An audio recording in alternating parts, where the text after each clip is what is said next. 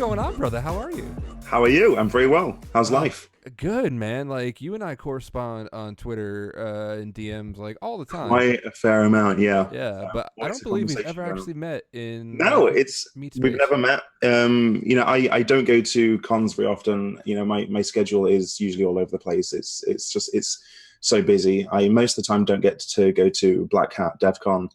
Some of the smaller B-sides I'd love to go to, but again, work schedule is just so busy that it's often very difficult to make the time. So have you ever made it out to Vegas? Years ago, but not for Black Hat or DevCon. Yeah. It was a rather unfortunate trip that I vowed never to go back to Vegas again. It's just what, for me it's too warm. Look, I'll be honest. I'm a pasty English guy. I do not deal well with the heat. And the thought of being in Vegas in the middle of summer just makes me want to crumble. So if they want to hold it during the winter months, great. All for that. Well, I mean, I'm sure I can send an email to Dark Tangent. I'm sure he'd be okay with that. I'm sure he wouldn't mind it, yeah. I don't know anyone who actually likes the Vegas heat, but... No, I always wonder, I mean, maybe just because where it started, but like somewhere more temperate, like, I don't know, anywhere in California, like maybe, I'd happily fly even longer to go to California for that. Yeah, it'd be fine. We just had a conference out in San Francisco, the Disrupt conference we have every year. We've got founders, tech CEOs, entrepreneurs there. We just had Jeanette Manfra at Homeland Security there. We had the former NSA director, Mike Rogers, there, and Teammate founder as well. It was a really great event. We had a lot of security people there. So, I'm trying to get more and more security people at our conference as well. It's certainly a challenge, certainly a bit of fun. So, for anybody who's going to watch this later, or anybody's actually, we got like 10 people in the chat right now, which is pretty awesome. By the way, if anybody's got questions for Zack, I'd love to give them to him. Send them along. Yeah. Assuming he's not going to break OPSEC to answer them. So before being a journalist, before being a reporter, what did you do? Like, where do you come from? I was in college. I started blogging when I was in college, and I got my first gig at ZDNet, and then I started doing general assignment stuff. Then I kicked over to the security beat around maybe at the 4-5 year mark. I was at CBS, which owns ZDNet, for 10 years. I spent half my time in the UK, where I'm originally from, and then I moved over to New York for work. It was only meant to be a 6-month assignment, and then suddenly, out of nowhere, the Edward Snowden documents dropped. So that consumed most of my time. I not to get too personal, but I also fell in love here in New York, and I've stayed. I got my green card last year, so I'm here to stay, here in America to stay. So in that time, in the last year, I left my job as the security editor at ZDNet and went over to become the security editor at TechCrunch. What precipitated you covering security? Like what was that? Hey, you're doing this thing, and now you're going to be covering us. Yeah, it's a good question. It was kind of more by chance than anything else. Some years ago, I was working on a story about the Patriot Act and how, the Patriot Act could be used to obtain data on European citizens, which I was and still am one until, well, the end of the month, until Brexit happens. And so I started digging into that, into the legal side of the Patriot Act and how much it could be used to obtain European and foreign data, and started digging into that further. And it just enthralled me. It just got me into the mindset of security and privacy and the intelligence agencies and services and how they work. It gave me a good legal background as well. So and I just kind of fell into it from there. It was just one story that I enjoyed doing. And then ever since then, it's just been, more and more security, more on threat research, more on threat intel, more on breaches, hacks, things like that. It's been a bit of a wild ride. I'm not even sure how I got here, but it's been quite enjoyable, for me to be on this journey. Well, and I think the reason why like you're one of the more successful security journalists, like you and Steve Reagan and Dan and those guys, is because you cover it so well. How did you, so like when you got into security, you must have realized there's a lot here, right? Like there's a lot that you probably need to know background for. Have you taken like, or have you just kind of learned through doing? Like, have you taken any like computer security classes? I haven't taken any computer security classes. No, I started out as a big ass nerd, right? I've loved computers since day one. I've always been fascinated by servers, running your own systems, building computers, and so on. So I'm relatively technically savvy, although I've never been able to fully work out how to mail merge. Do people even still do mail merge these days? They teach you that in IT class as a kid, and I've never been able to do it. But yeah, so I have a semi-technical background just from being a bit of a geek. But yeah, with security, yeah, there's a lot of it. It's very difficult. It's very tricky. And also, as a reporter, I fully admit I do not know everything. I have to ask, really basic questions sometimes to understand certain things, and also to make sure I fully understand, and also to make sure that I translate it to the in the best possible way to the readers who certainly may not know about security. There's so much to consume. There's so much information out there. And, you do learn over time. There's no doubt that you pick up things. But it takes a considerable amount of trial and error sometimes. And it also means making mistakes. I've made many mistakes in my time. You apologize, you issue a correction, you move on, and you certainly learn from it. You don't make those same mistakes again. Hopefully. You never know. It happens. But yeah, you have to learn and take in feedback, and it's a onward journey. It's nothing, you never stop learning. So that's kind of my mindset of how I approach stories. If I don't know something, ask, and don't feel afraid to ask. And I think that's good advice for anyone, anywhere. If you don't know something, right. Ask. Yeah. Right. I mean, that's how any of us. So for me, like I've only been doing security proper for the past 7 or 8 years. I did IT crap before that, and IT crap. Great. I mean, listen, you can only install a printer so many times before you consider it IT crap.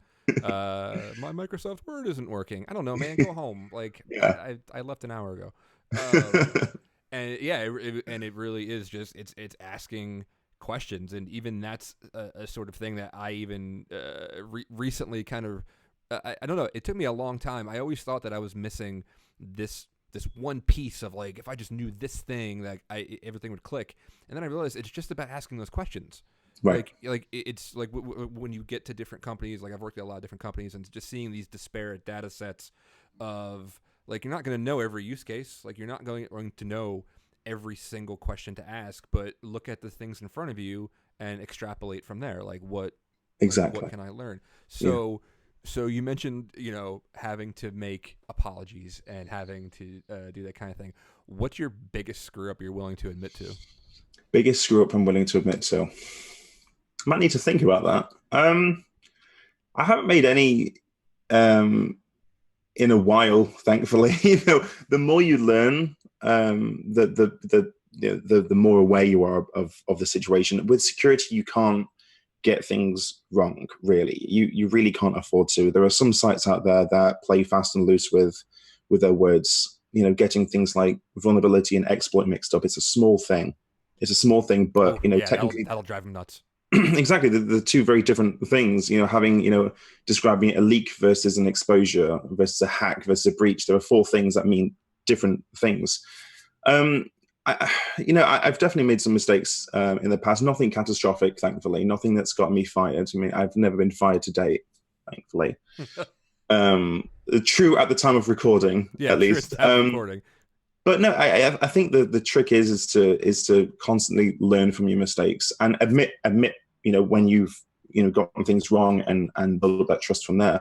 Because there will be times where people make mistakes, and ensuring that you do the very best that you can to ensure that you don't make mistakes. But mistakes will happen, inevitably. It's going to happen, but it's how you handle them after the fact. The same very much with data breaches. It's very much how I approach people when companies have had like a data breach or an exposure. It's not necessarily about the actual fact that it happened, because most people don't remember how many millions of people had their information either stolen or inadvertently exposed. It's about the aftermath of that instance. It's about ensuring that you're dealing with things the right way, the proper way, the transparent and open and honest way. And I think people who hide from that, they've certainly got some lessons to learn. What what's been uh what's been your take on bigger media outlets like Bloomberg just completely jumping the gun or getting things completely wrong, or like what like who does it? Not that you want to name names or shame, but I do, but I mean, I understand this is your livelihood. Like what possesses like a company like a journalistic company like Bloomberg to just outright say things like not to be true, or hasn't done the correct background? Like, is that, do you think that's pervasive in your industry, or do most people do their due diligence when I they're think most researching reporters stories? out there go in with the mentality that they're going to try and do good. They're trying to affect change in a good way. They're trying to report the news. I forget the quote, but it was something to the effect of news is something that someone somewhere wants to suppress, and by virtue of being a reporter, we want to disclose that information. Um, Obviously, it's case by case, but there have been times when reporters have gotten things fundamentally wrong. Some of the big outlets out there, I'm thinking, BuzzFeed, CNN. CNN has a fantastic cybersecurity reporter, Kevin Collier, and he's really done some fantastic work at CNN and at BuzzFeed, where he used to work as well. So, there's no one, rule that fits all. Some of the big media outlets out there, CNN has some fantastic cybersecurity reporters out there doing fantastic work, and then other outlets also struggle in that regard. CNN also has reporters that don't necessarily do very good cyber work because they're not dedicated at doing that. I think the problem is that cybersecurity reporters often, like me, work at non-broadcast outlets, and so our visibility out there is sometimes limited to, say, compared to reporters who are on the TV all the time, and they're trying to explain very complicated things to ordinary people. And so having that kind of that disconnect almost makes life a little bit difficult for people, because we're trying to do our best. People like myself, Dan Goodin, Lorenzo and Joe at Motherboard, they are fantastic reporters. But I sometimes find that their work might not reach the visibility of the CNNs out there. Which can be a problem. And so it means that ordinary people have to scrabble around trying to find the best possible information. And often they don't know the best sources of information, especially when it comes to cybersecurity, which is a very, as you said earlier, very complicated subject to get right. Right. It can be incredibly nuanced. It can be, especially when you have things like Twitter, like social Mm, media, and you have so many experts out yeah. there, so many people presuming to be experts that, perhaps, so those signals can get crossed when you have this big echo chamber. And it only takes one small mistake to derail an entire story. It can really undermine the almost the legitimacy of the work. And sometimes in cases, it's not necessarily the reporter getting things wrong, it's the editor on that story who's tweaking words and not necessarily getting the full picture of what's being said. What's been your I don't want to say favorite, but what's been the most interesting story that you've had to work on it and do like that incredible amount of legwork on? There've been a few over the last few years. At ZDNet, I did many stories over the years. At the TechCrunch in the last year, I can think of 3 stories. The first one was the story of the iPhone apps that were, for all intents and purposes, recording the screen while you were using the app without the explicit consent of the user. So anyone using the Expedia app, for example, could get it on their phone, and they were, whatever click and taps they were making, including data entry like passwords, usernames, and things like that, phone numbers, addresses, were being uploaded without their explicit consent back to Expedia to better understand how people were using their devices. Now that caused frankly a shitstorm of controversy. Apple stepped in and said you can't do that anymore, and that ultimately led to a greater privacy decision on Apple's part, which was good. Earlier this year, I also wrote a story about a student at Tufts University. She was at veterinary school, and she was accused of hacking her grades. Yeah, that's one of my favorite stories that you've covered. Thank you. Yeah, it was a really tough story. We had devices, fitness trackers. We had, all kinds of things. We had photos with metadata in showing her that she was, in the next state.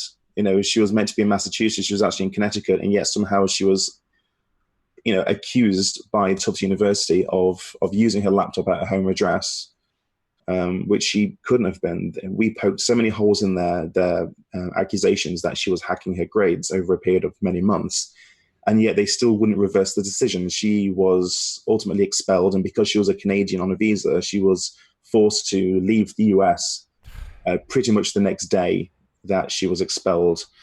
That was a really gut-wrenching story. I think it was. I think the jury is still out of whether she actually did it or not. I don't think it's clear or definitive. I think in a court of law, I think she would probably win the case because there's so much evidence to suggest that she wasn't in the places at the times when she said. But some things did not add up about that story, and things that still kind of almost haunt me to this day. But at this point, I think the end kind of point of the story was that there was the investigation on Tufts' part was very inadequate, and they should have called in third-party forensics, and they didn't. And just yesterday, I wrote a story. I think most of us saw it, that the largest child abuse website on the dark web was dismantled last year. And I actually knew about this 2 years ago, but I was in this predicament of being unable to verify the contents of the website. So to kind of explain it very simply, a hacker group told me that they've broken into the website. They found the website, they've broken into it, and they've been able to uncover the real-world IP addresses of the dark web service, hosting this huge amount of child abuse and sexual exploitation imagery and videos and so on. And they also provided me a list of people, a list of IP addresses of organizations who had logged into the service. But I was unable to access the service legally. I was unable to verify the contents of the service legally. And so I had to essentially sit on the story and not report it because it didn't quite meet the journalism bar, sure.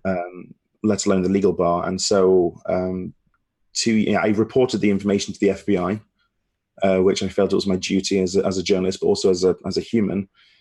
And then yesterday we found out that this massive dark website, the same one, was shut down about 5 months after I reached out to the FBI. They'd been working on it for a couple of months already, but they had no idea that hackers had already broken in and were aware of what was going on. And so that was one of the toughest stories that I've actually had to write, having to sit in the story for 2 years. But also, as I say in my piece, I've never been so glad not to have written a story, because God forbid that I did, it could have unraveled the entire investigation. I had no idea, that there was any kind of investigation going on until yesterday when the news broke. So, So so yeah, when you call the FBI, do they ask you so naturally they probably didn't confirm that they knew about it or that they were investigating it. But was it just like, hey, thanks for the tip and whatever, or like did you have a detailed conversation with them? there was a detailed conversation. I spoke with a former journalist who's very well known in terms of ethics and journalism kind of advice. Spoke with them on background to get an ethical understanding of the predicament I was in. And obviously, the cardinal rule for any journalist is to protect the source. The source in this case was a hacker group. Arguably, they did something illegal, but arguably they also did something illegal in the sense of trying to pop in a legal site. Sure. So my obligation was to protect the source, but not to protect the site in question. So I had a detailed conversation with the FBI, and I said to them, this is what I've learned, this is what I understand. I will not tell you who the source is, and frankly, they weren't interested anyway. But they weren't able to tell me if they could do anything with the data. They just said they will do something with it, but they don't know if there's an ongoing investigation. At the time, there was by 2 months, and they weren't able to provide me any updates. And so I did reach out a couple of times to the same FBI agent and the special agent involved and said, is there any updates? And there was nothing but silence, which was understandable. So I only found out about the news yesterday when everyone else did, because I had the Onion link in my inbox when I sent over the information. Sure. And for the first time, because I wasn't able to visit the website, because our legal counsel, back when I was working for CBS, they said, there's no way to be sure that if you immediately go on this website, that you won't be immediately subject to child abuse imagery, which would put myself in a legal situation. And journalists are given a lot of flexibility and to do what we need to do, but that is just not one of them, and it's understandable. So in this case, I actually went on the website for the first time and saw that it had been seized. And at that moment, I was, if I'm quite honest, quite emotional. I was quite glad that it had been dealt with and done with. But at that point, and still to this day, I don't know what involvement I had, if any, in this case. Sure. Did they ask you not to publish, or you just didn't publish it because of the legal ramifications, because of the gray areas? They didn't at the time confirm or deny an investigation. They didn't say whether or not it would be okay to publish something. I did reach out afterwards, some weeks later, and say, are there any kind of rules or any feedback you can give me on whether or not I should publish this? But as I said, as much as it was an interesting tip to receive, it still didn't quite meet that journalistic bar that I needed to actually confirm it. So even if I wanted to write the story, I couldn't do anything with it at the time without visiting the website and putting myself in legal jeopardy. So it was only yesterday when I actually was able to correlate some of the information I had with the indictment and finally confirm what I suspected all along. God, that's got to be that waiting period has got to be gut wrenching. Sitting on a story for 2 years was awful, because I had no insight into what the FBI or the government was doing. Now, at the time that I reported the findings, which is also a bizarre position to be in, because as I mentioned in the piece, the role of the journalist versus the government, often the government is the nemesis. It's kind of the opposing party, and it's my job to reveal things that they don't want to be revealed through leaks and so on. And so it was a bizarre situation to be in when I was actively reaching out to the government to try and ensure that something was being done about this. And so I had no idea for that time, whether or not something was going on. I had no idea if there was an investigation ongoing. And so it was frustrating for me, because there was no way to, it's not like I was told, just sit and wait and you'll find something. I didn't know there was an investigation at all. There have been a couple of cases since yesterday's news that there were dark web child abuse websites busted, but none of them related to the one that I reported. And as I said yesterday, finally, I got the news that I've been waiting for 2 years, and that's why I wrote that piece. Yeah. I mean, I know when I'm excited to write some. I mean, I don't do the journalistic stuff that you do, but when I'm excited to know things and I have this information and I'm like, God, I don't want to. And that's just like on regular things. Like if I know about a certain vulnerability, or if I know about, hey, there's this group that my company might be tracking, but can't tell anybody. It's that burden of knowledge, and that's bad enough. But on a human level, on top of that, God, that must have been awful. Through that, were you still communicating with the hacking group that had told you about it? And were they saying, hey, why haven't you done anything about this? Or So what happened with that story was they reached out and they wanted the story to be published. They wanted some kind of impact on this. But when I told them that we weren't able to confirm their report, we told them that we weren't able to report the story, and they were quite frustrated, as I was as well. And we haven't communicated since, but understandably. yeah, and I wonder then if they had probably to their minds run into a brick wall, why they hadn't gone, or I wonder if they had gone elsewhere, if they got the same responses out of you. Or it's possible that they went somewhere else. I was a little surprised that they didn't also publish something themselves. Right. But again, this was 2 years ago. I've been through many devices since. My memory is a little hazy, but sure.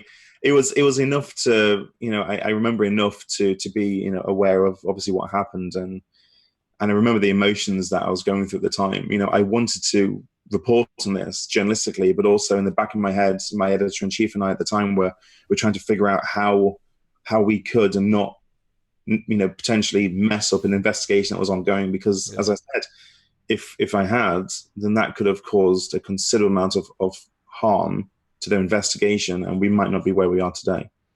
Right. Yeah, God, just the human cost of that. It was a really stressful period, but obviously, I mean, it's just, I mean, it was a drop in the ocean to what some of the victims were going through.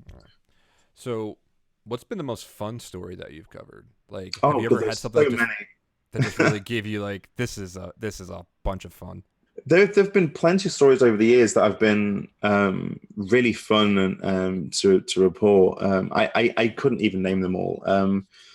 Just today I got a tip about, you get so many things like apps that are incredibly easy to break and things like that. I think one of the best stories that I reported some years ago was when Dallas had their emergency sirens hacked.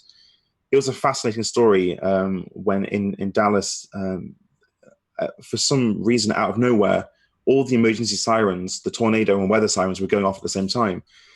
And it was a radio relay attack in the end. Someone that figured that they'd broken into the systems and managed to hack into one of the systems. Maybe it was on Shodan. It was the VNC or RDP was open. Sure. It turns out someone was just receiving the test signal and replaying it again just a few hours later, and no one could quite figure out exactly what was good. But that's what happened. So it was one of those fascinating stories about a very innovative attack, for want of a better term. It was fascinating learning about that, because again, I don't know everything. I probably know about 5% of what some of the best experts out there know, and so that's why my job is so often just asking questions, sometimes ridiculous questions. I think they're silly questions, but they're often good for quotes and so on. But that was a really fascinating story, because I learned about I learned a new thing. I had no idea you could just replay an attack like that. But then again, you've got the same thing with key fobs in your car. It's a very similar attack. You just capture the radio signal and replay it back again. Yeah. What do you find? So I'm going to come at this from my aspect of being an analyst and working in the industry in a professional capacity and reading stories like yours, and still today still having companies give their complete and utter bullshit canned responses to breaches. Why do you think they persist in that tactic? Why? What I always find funny is how they take your security and privacy seriously. Yeah, that's like the thoughts and prayers of InfoSec. Exactly, it's a complete crock of shit. I actually wrote a similar story, a story about that a few months ago, saying stop saying it. Yeah. Why do you say people? They say they take it seriously, and yet it's evident that they didn't. I mean, there are companies out there that fail to put two-factor on their own systems. They don't on their own internal systems. Not like it's for a consumer service. It's just basic stuff here.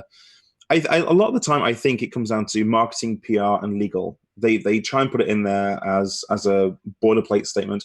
I don't think a lot of these companies care at all. I think most of the companies who really care are the ones who come out, with an open and transparent statement as soon as possible and say, "Hey, there's been an issue. This is what you need to know." You may take security seriously, but then don't contrast that with, bullshitting me in your data breach notification and not telling me what I actually need to know. Saying, only a couple of 100 accounts were affected, and then a week later, we missed a few zeros. And exactly. And it happens all too often. Only a few weeks ago, we had StockX. StockX was hacked. And they issued they pushed out a password reset, ostensibly for a system update. Which also, when have you ever seen that happen? It's so rare for a company to screw up their database so badly that they need to ask the customers to reset their own passwords. So I started digging into this, and I figured that they'd been breached. And so, I posted my original story saying they're denying a breach, but this is definitely a bit fishy. Lo and behold, a day later, I get a bunch of email addresses and passwords and data that had been stolen from StockX, confirmed it with a bunch of people, and they said, "Yep, that's our data," and that was confirmation that they had been hacked. And I caught them out lying and trying to deceive their own customers, and their customers on Twitter were pissed. Yeah, they were so angry because they had no idea this was going on, and they were lied to, and the cover up was worse than the crime. So it was just one of those situations where they said they took security and privacy seriously, and yet they pulled shit like that. Yeah, there's a comment in the chat from Ollie. He's he or she or they said, it's most fun when they get angry and the thinly veiled legal threats. Do you still get threats from companies? It's not even a thinly veiled legal threat. Sometimes we'll get full on. We're going to sue you. And what else can you do? What can you say? Bring it on? No, not at all. But I've had many legal threats over the years. Probably more while I've been at TechCrunch than at CBS. Actually, in the last year, I've had probably more than the 10 years that I had there. I get legal why threats. Is that, you think? I have no idea. Maybe we're a bigger site. Maybe it's just pure luck. I don't know. But I get legal threats all the time, and thankfully, I have a very good. Our corporate parent is Verizon, and so they take good care of us, and they ensure that we're legally in the good place. But often they'll demand things are taken out of the story that they don't like, and there's no journalistic reason why it should be. Right. And so we don't. And then more often than not, they walk away. I also don't think it helps having a Verizon letterhead sent to them saying, it's don't.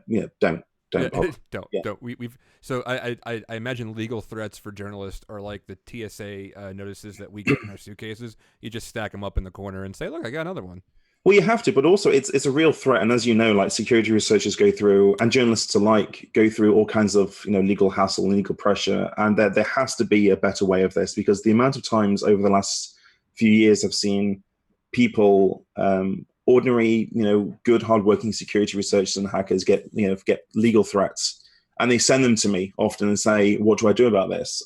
It's reprehensible. There is absolutely no reason why companies should be sending legal threats, because all they want to do is just hide the bad things that happen, and it's absolutely reprehensible. There was a company not so long ago, Keeper Security, that filed a lawsuit against Ars Technica security editor Dan Goodin.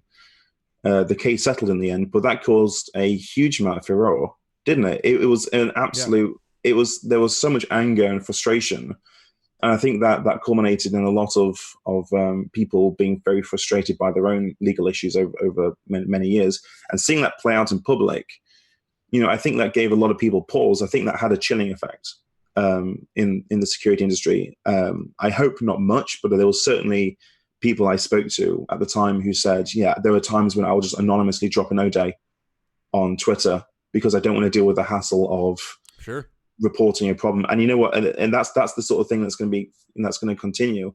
If legal threats continue against security researchers, especially journalists. It's bad enough, but usually they have good corporate parents. But if it's against a security researcher, it's going to push people to drop these ODAs on Twitter, on Pastebin, and so on, and it's actually going to cause harm. It's going to harm the industry and harm security because these companies are sending legal threats. Right. Because it's really nothing. It's nothing for us to hide identities. It's nothing for us unless like somebody really has an itch to be known and whatever. But it's nothing for us to hide an identity and then drop something devastating because A, you didn't get a response. B, you got a bullshit response. Yeah. C, you got an okay response, but it took 6 months to do it. Or D, you got a legal threat. So what's to stop? I mean, that's like the grand argument, right? That's been going on since I got in. It's been going on since before. Years ago when Charlie Miller and I guess I think it was Dino Dizovi did the whole no free bugs thing. Yeah. It's going to go on to the end of time. Like, what's the ethics of it? Of dropping something that devastating versus the ethics of not dropping it but having it never be known and it being exploited in secret. I happen to be a proponent of if you get bullshit, just drop it. Yeah, and you know what? Like, I don't think there's a hard and fast rule. I think every case is different, but there are times when I certainly empathize with people who decide to drop an exploit, and they just decide, that's enough for me. Because ultimately, I think that does give the companies a kick up the arse when they need to fix something. Right. But at the same time, it does put them and by virtue their customers at risk as well. So ultimately, companies need to do better. Yeah. And a lot of companies have been doing better. You've got companies like Tesla, Dropbox that have adopted these policies. We won't sue you so long as you stay within the confines of our. It's a safe harbor agreement, and this is obviously a really good move from Tesla, Mozilla too, Dropbox, good companies who have been putting out these policies, these safe harbor policies to protect security researchers. The more companies that do that, I think the better we'll all be.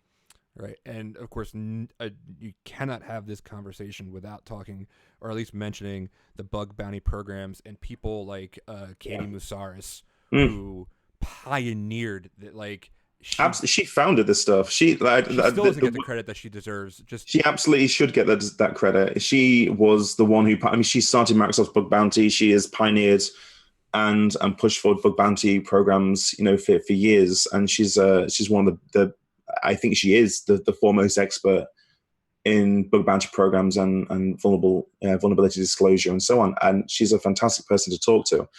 I mean, some of the bug bounty programs out there, HackerOne, BugCrowd, I think, for all intents and purposes, they are good systems to have, and it's a good start. There needs to be more work done.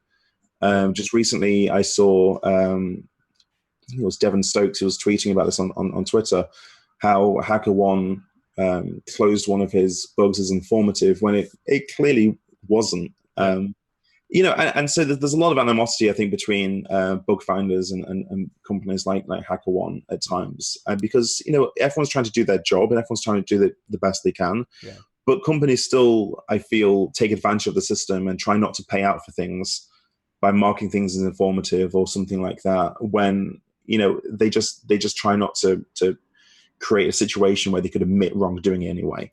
Yeah, I think. I think the greater sentiment is that we want to work with these companies. We want to work together.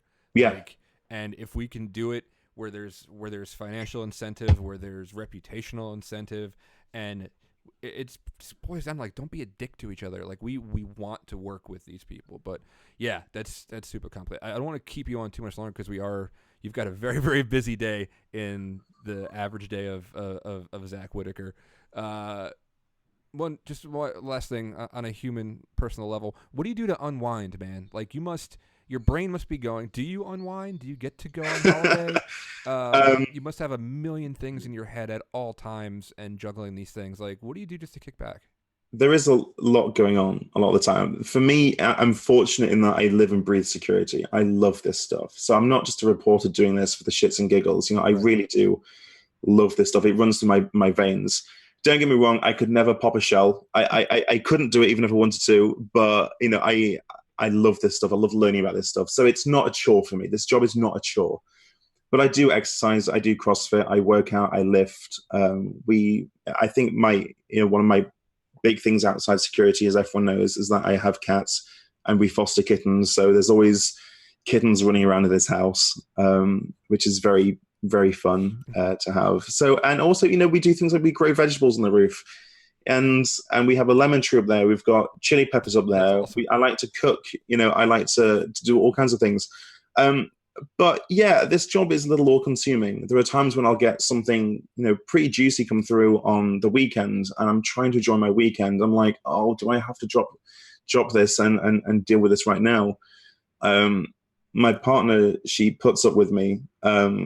She is very supportive of me, and she's very, very, very supportive in my work, and understands that the news cycle doesn't ever, let up. I saw it. It wasn't too long ago. Like, you and I had just been chatting, and I'm like, hey, man, aren't you supposed to be on vacation? And, like, didn't somebody snap a picture of you at poolside with your laptop open? That was my partner. She, we were on a 2-day vacation. It was a Sunday and a Monday. We went upstate for just a couple of days to unwind. And that was the day of the Capital One breach. And so of course, the one day I take off, it's one of the biggest breaches of the year.